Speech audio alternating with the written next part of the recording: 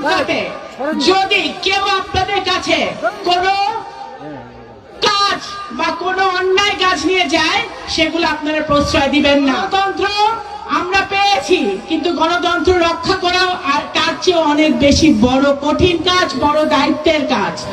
যখন আমরা আমাদেরকে জনগণ, নগরকান্দাবাসী, সালতাবাসী আমাদেরকে একটা দায়িত্ব দিয়েছে, এই দায়িত্ব যদি আমাদের পুঙ্খানুপুঙ্খ রূপে পালন করতে হয়, তাহলে সব লোভ, লালসা, সকল অপকর্ম থেকে নিজেদেরকে বিরত রেখে জনগণের সেবায় নিয়োজিত থাকতে হবে।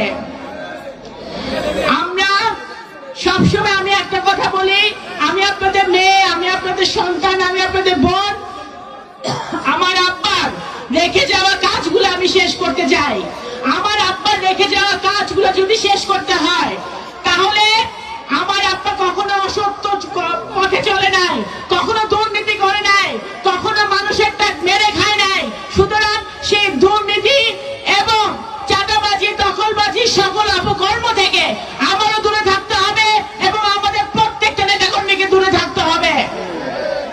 যদি আমার আব্বার আদর্শে আপনারা আসলে, আপনারা কথায় কথায় বলেন ওবায়দ ভাইয়ের লোক, আমরা ওবায়দ ভাইয়ের লোক।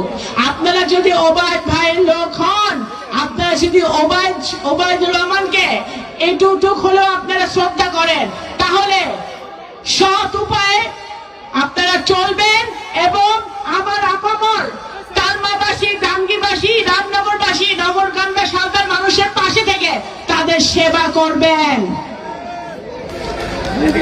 আমি আরেকটি কথা বলতে চাই, কঠিন কথা অনেকের পছন্দ হবে না। আমার কানে অনেক কথা আসে, যেগুলো আমি এখন যদি বলি, রোজার মাসে ইফতারের আগে হয়তো বলা ঠিক হবে না, কিন্তু একটি কথা বলতে চাই। আপনারা দয়া করে, এখানে প্রশাসনের লোক আছে, এখানে আমাদের প্রশাসনের লোক আছে, অ্যাডমিনিস্ট্রেশনের লোক আছে, আপনারা ইতিমধ্যে একটা চিঠি পেয়েছেন আমার কাছ থেকে। সেই চিঠিটা প্রত্যেকটা সরকারি দপ্তরে গেছে। সেই চিঠিতে লেখা আছে যে আমার নাম ব্যবহার করে আমার অজ্ঞাতে যদি কেউ আপনাদের কাছে কোনো কাজ বা কোনো অন্যায় কাজ নিয়ে যায়, সেগুলো আপনারা প্রশ্রয় দিবেন না। কারণ জনগণের স্বার্থে, এলাকাবাসীর স্বার্থে আমি কোনো আত্মীয় স্বজন চিনি না, আমি কোনো নেতা কর্মী চিনি না।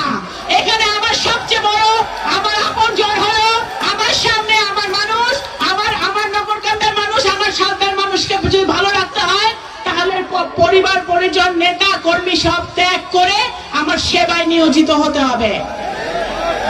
সরকারি দপ্তরে সেই চিঠি আমি ইতিমধ্যে দিয়েছি।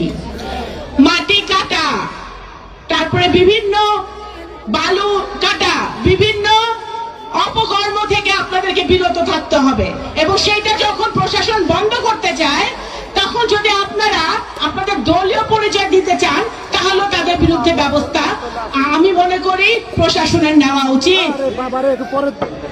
এটা আমি আজকে সাবধান করে দিলাম। দয়া করে সকল অন্যের কাছ থেকে আপনারা বিরত থাকবেন।